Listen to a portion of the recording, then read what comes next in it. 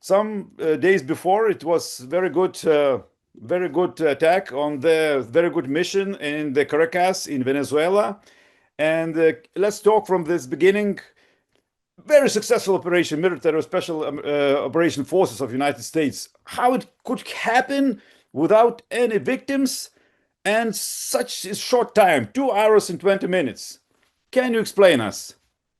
Yeah, so I spent 32 years in the U.S. Special Operations. And so I was a part of Just Cause, when we took out Manuel Noriega, and I was a part of a lot of the counter narcotics missions where we went after cartel members in Colombia and did a lot of that. But I mean, that's the normal, there's a lot of planning and intelligence work that goes into an operation like that. It's not the first time in the history of the United States that we did this. We went into Dominican Republic in 1915, Mexico 1917. We went into Nicaragua in 1916. We went back into the Dominican Republic in 1965. We went into Grenada. We went into Panama in 1989. So if anyone thinks this is the first time, and I don't know how many times we've gone into Mexico. I think it's 4. I think, so this is not something new. It's happened quite a bit. These people all have indictments in U.S. courts, which it's not something you could take lightly. I mean, to get an indictment through a judge in a court system is very intensive. And I won't say it's virtually impossible, but it's not something that happens overnight. So these are all indicted individuals that have overwhelming evidence for a judge to issue an arrest warrant for them. And it's not just Maduro, it's a lot of his regime. And so when you start targeting something like this, it's not just an individual. They have to look at everybody in the regime. Of course, the number one target was, the president, Nicolas Maduro, and they wanted to get him first. But I am almost 100% certain that they are in negotiations to get the Minister of Interior, the Minister of Defense to surrender as well, because they too have indictments. I don't know how many total indictments there are on regime members, but it's a lot. As far as the operation goes, I mean, it was no secret. The Americans built up a large, substantial force in the region, operating out of Puerto Rico, Trinidad, and off maritime vessels. And really, it gets down to, once you get the plan tight, it really runs off intelligence, being able to positively ID, where that person is. And there's different intelligence platforms that help us do that. And then the weather, this time of year, there's a lot of thunderstorms and bad weather in Central and South America. So that's always an issue. And so they had to wait a few days, and they executed the operation. They collapsed the target pretty quick. From my understanding, they killed 32 Cuban security people, which is interesting that Maduro was being protected by the Cuban intelligence service and not by his own people. That's a story in itself. Why did he not trust his own people? I mean, there's a lot of questions that have to be answered there. It was some group of 400 Wagner group, Russian soldiers, special forces also protecting Maduro, and now they were absent? Good question. I know that they had the S-300s there, and they had Chinese MSS intelligence people there. I know the Iranians were working there. I don't know what the total number of casualties are, but the Wagner guys didn't. I don't know if they were part of the. I've seen estimates as high as 70 killed. I don't know what that did. I know they suppressed a lot of the military targets, but I mean, we cut the power. We did a cyber attack. I mean, we just basically blinded them. None of the Russian air defense systems even were alerted. They just basically neutered them from the beginning of the operation. These are all very sophisticated electronic warfare things that, the Air Force is really good at. And they just blind you. They just shut you down. And but how it is possible to shut down these planes and this S-300 air defense system everything was destroyed. Now electricity destroyed airports. Well, it's all electronic warfare. It's also how they do a very, very detailed intelligence analysis, and they know where everything's at. If you have electricity, you emit a signal, they can detect it. And they're very, very good at detecting where you're at. So they know where you are, what the threat is, and then they do what they can to mitigate that threat. So, and it's constant. Someone will try to upgrade a new system, and then the electronic warfare people will have to be able to come up with a counter for that. And so it's a competition that's never ending. So, but yeah, that's how we do normally. We blind you, then we attack your air defense systems to ensure that we have air superiority, that we can move in and out any way we want. And on the target itself, they rehearse, they build an infrastructure that resembles the compound that they're going into. For this one, it would be Miraflores, which is like their presidential palace.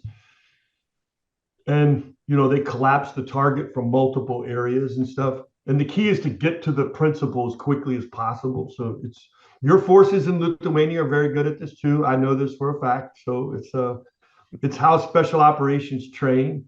So it's not easy. It's high risk, but it's also high reward. And if you do it properly, it's good. It's just there's a lot of things that come into play. There's over 150 aircraft involved. I mean, it's very, very, very sophisticated. But we do it way more often than you would think. This happened often in Iraq and Afghanistan to a lesser extent because they did not have the air defense, threats that you have in some of these places. But again, these are things that, the modern air forces are very good at. How many soldiers, how many people from the United States were involved in this military operation? I don't know all the details, but I would assume, you mean total in the whole thing? Oh God, I couldn't tell you. There's ships involved, planes involved, the logistics involved. I mean, just being able to, we take law enforcement on almost most of the raids we go on simply because they handle detention. You know what I mean? So and they also, if it's anything that's evidentiary, they handle that piece for so it's wise to do that. So a lot of people will question it and they'll say, oh my God, you can't do this. But what you'll find is that it's very much in accordance with the law. A lot of lawyers and people sign off on all of this stuff. And it is very, very difficult. It's not as simple as you just do the mission and then you try to justify. It doesn't work like that.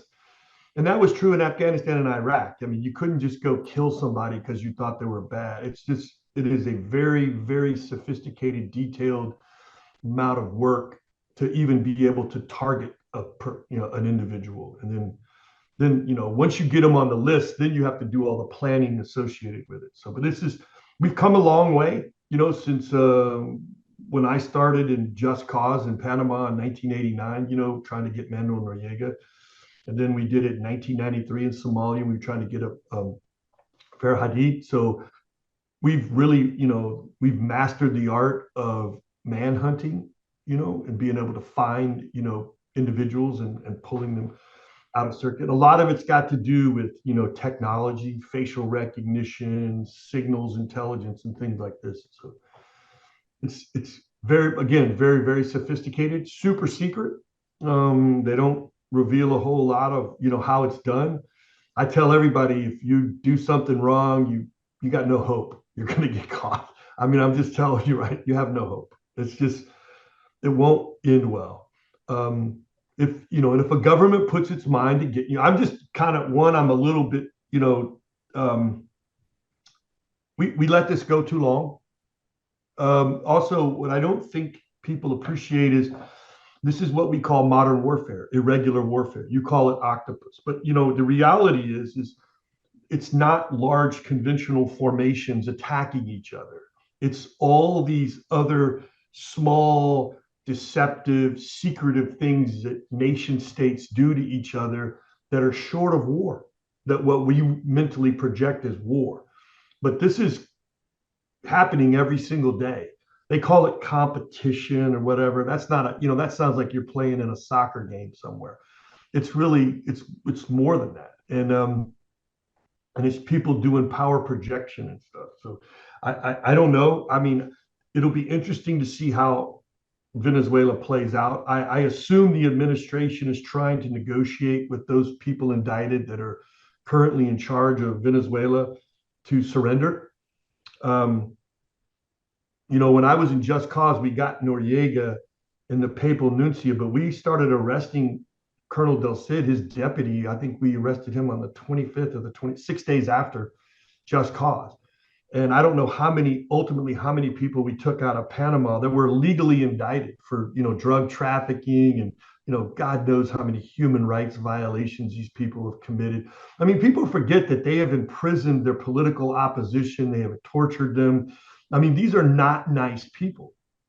And so I completely understand the rule of law, but, there's no rule of law that guarantees somebody the ability to do that to other people. And so when I see all these nations complaining about it and just, I just don't listen to it. I mean, these are bad people. And, I'm not sorry to see them go. We know Venezuela like one hand of Russia, of terrorism, narcotics, and also China's one of these evil axis hand. And so we must wait for this supplying is also Russian supplier is Venezuela. We must think about it. And how do you look at this when politics and other people are talking? Then it was attack not against Maduro, but attack of the United States to take oil resources of the of big resources in the world, biggest resources. So how do you think what does it mean? Well, the United States is the largest oil exporter in the world. And so we didn't take it for oil. And the Venezuelan oil is not very good oil. If you know anything about the oil business, it's very hard to refine. It's very dirty oil. It is oil, though. It is valuable, but it's, for the oil industry, it's very complicated and difficult to refine that oil. So, but it is oil. So you don't want to, it is valuable, but we're not doing it to do that. I just think that I have not seen the intelligence, but we all know that Wagner has a substantial footprint there. We know the Chinese and the Iranians have a substantial footprint there. And they've basically been, they've paid off the government of Venezuela to allow them to be able to launch operations throughout the region to basically subvert the United States of America and our position in that region. And so when you have country, Cuba is 100% dependent. It used to be 100% dependent on Russia. Now it's 100% dependent on the oil coming from Venezuela. And so it's Venezuela allowing all these U.S. adversaries free access to their country it destabilized the region. And if you saw, you saw President Petro in Colombia. He's a former ELN, revolutionary. And he's come in and basically allowed the narcos to do whatever they want in Colombia. It's the same thing. I'll remind you, there's not one single coca plant in Venezuela. There's not one single coca laboratory in Venezuela. But what they did is they just opened their nation up as a transshipment point to everybody. So they were a problem, they still are a problem until you get a government in there that's basically responsible for not allowing the transshipment. The last thing I'll tell you is 80% of the cocaine in Latin America goes to Europe. It is moved from Central America to Western Africa. And there's several mafias that are in there, and they transport that cocaine into Europe. And that cocaine is worth 3 times in Europe is what it's worth in the United States of America. It's also much easier. The Europeans, your border systems are worse than ours. Your customs, so you guys are fighting a huge drug problem, that's coming in from Western Africa.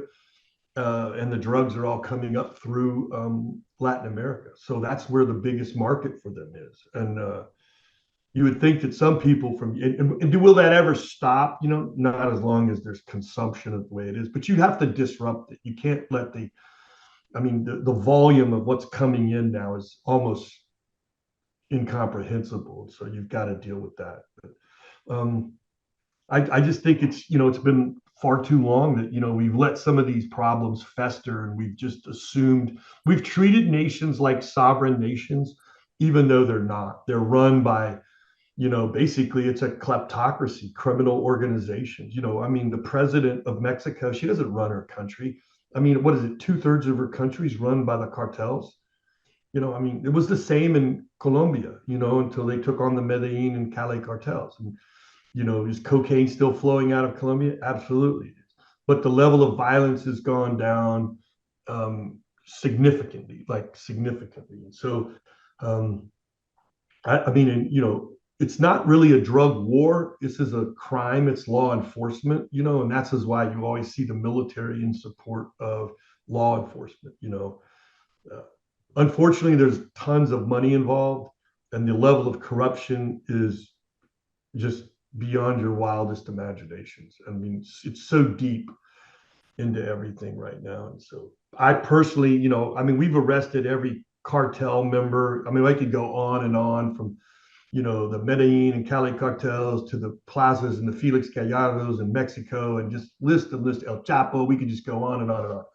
And they're always replaced by somebody else. So the drug problem is not going to go away. But you can't make it easy for them. You can't have open borders. You can't let people openly transit stuff. And you've got to, you've got to give law enforcement a fighting chance. And that's what the military did. So again, I don't think this is over. I think it's just getting started. Oh, yes. It's, and that's President Trump is, if you'd asked me 2 weeks ago, would he have done this? I'd have said, hell no, he ain't going to do it. Well, I was wrong. He did it. Oh, okay. And we'll see how it plays out in court.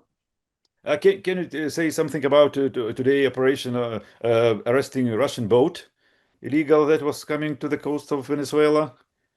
Yeah. So this is what really disturbs me. And because all the Western, European, US, basically every capitalistic government in the world has tolerated the ghost fleet. It's over 1,000 vessels, which is ridiculous.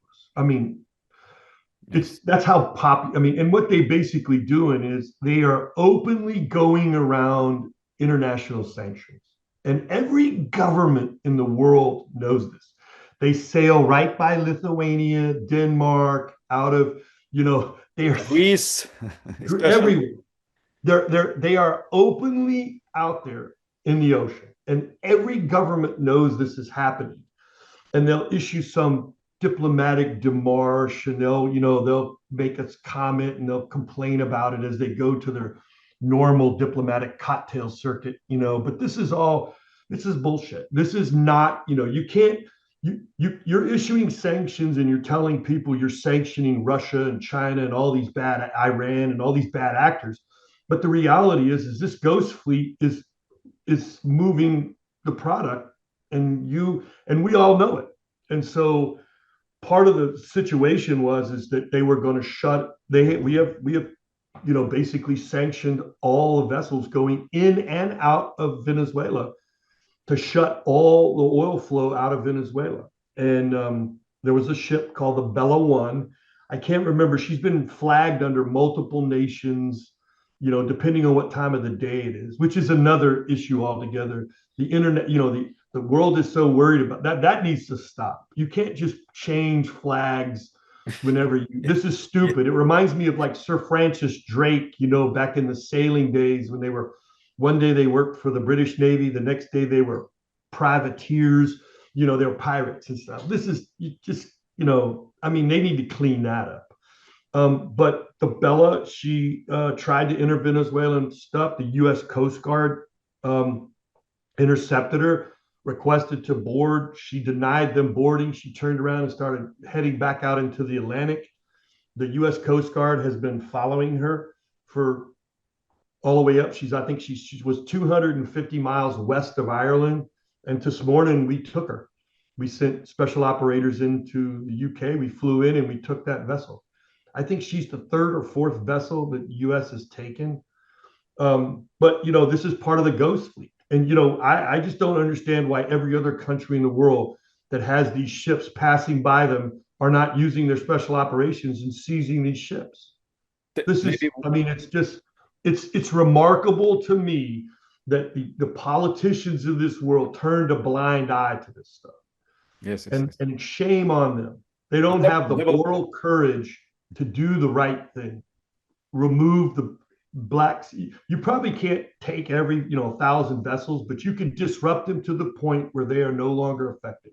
They should not be able to operate freely using the legal system, which is what they're doing.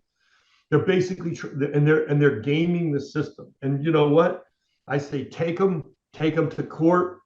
It'll be, you can litigate them for years, and for years they'll be tied up in some port waiting to get through some trial to be released and stuff. And everybody's worried about provoking Putin. And it goes back to President Trump gave the Ukrainians in his first term Javelin missiles.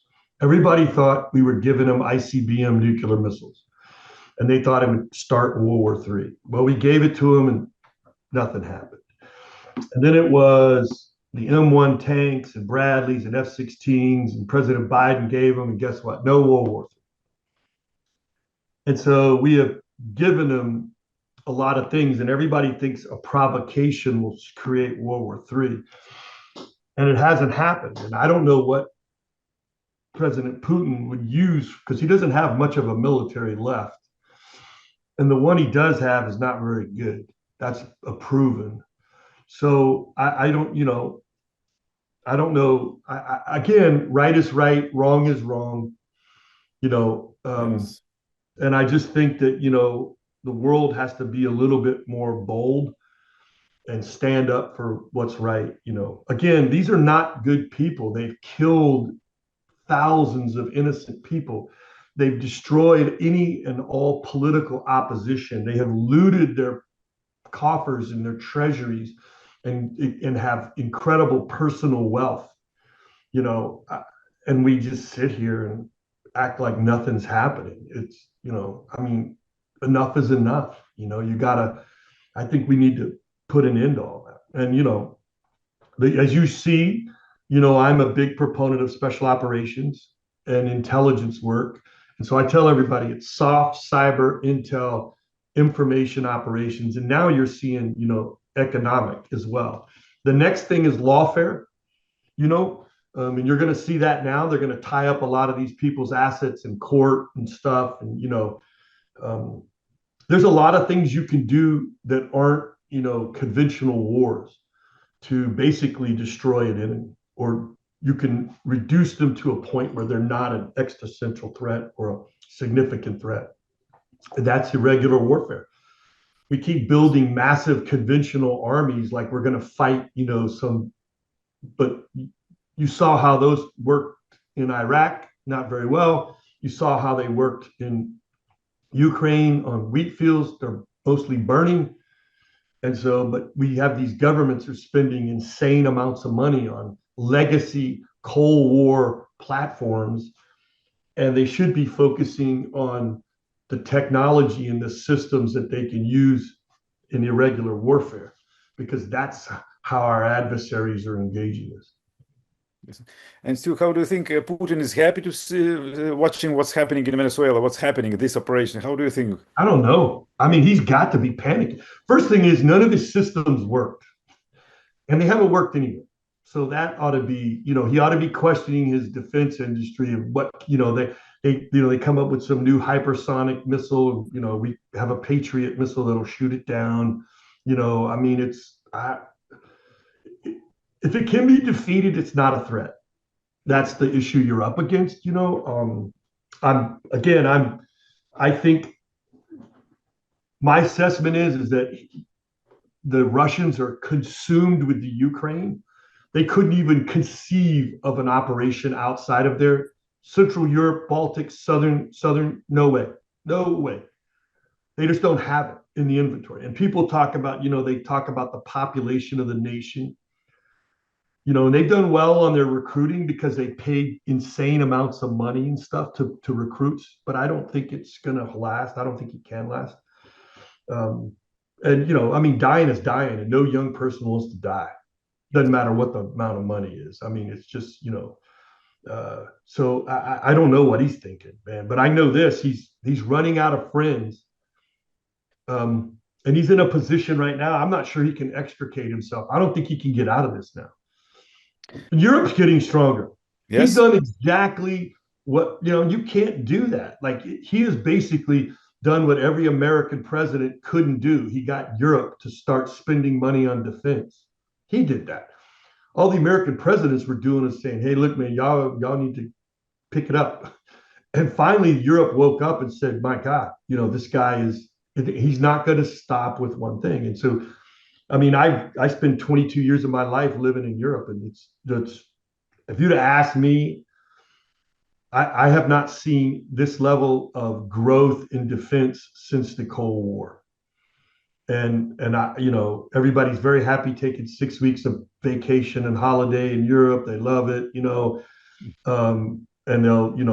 they'll be very angry until holiday. And then they will absolutely get in their, go on holiday. But I'm very happy to see them spend money on defense, get more involved in it. What I'm about to say is probably going to freak Europeans out, but most European economies have 30 to 40% of their GDP tied to the Indo-Pacific region. And most of you can't point to it on a map.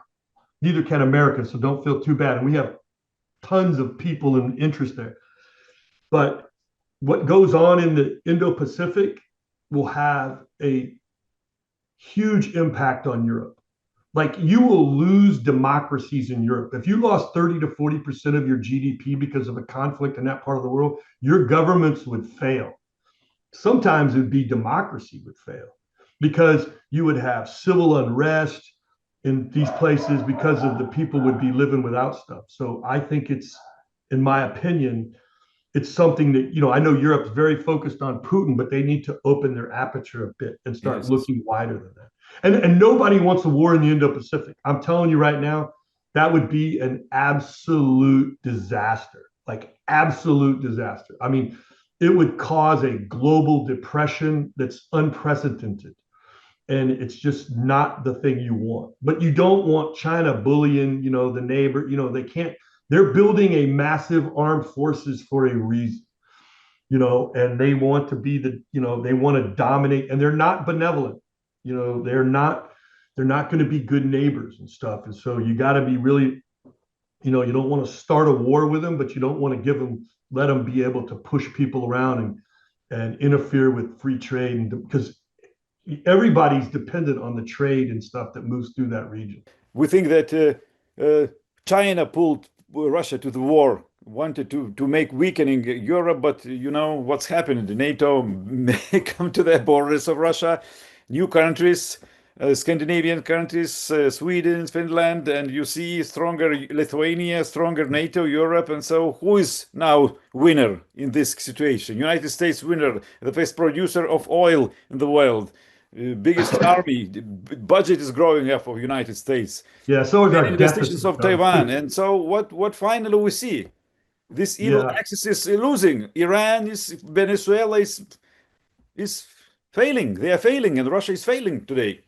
Yes. Well, here's what I always, when I talk to a lot of people in government in Europe, the one thing I will tell you that I don't hear a lot about, look, at some point in time, Putin's going to go away. He's going to, historically, you fall off a balcony, you die of a heart attack in a hotel room. But that's just, that's how, if you're a dissident, that's, mainly London too, by the way. But this is what happens. You at some point in time, he's not going to make it, right? And there's going to be someone replace him. And that person will come from his, I don't know if it's inner circle, but it'll look and smell and taste a lot like Putin. But that person's going to be facing a different problem, right? That person's going to need to get sanctions lifted. He's going to have to do a lot of stuff to restore their economy. and get them going in the right direction and stuff. Otherwise, because it's not sustainable.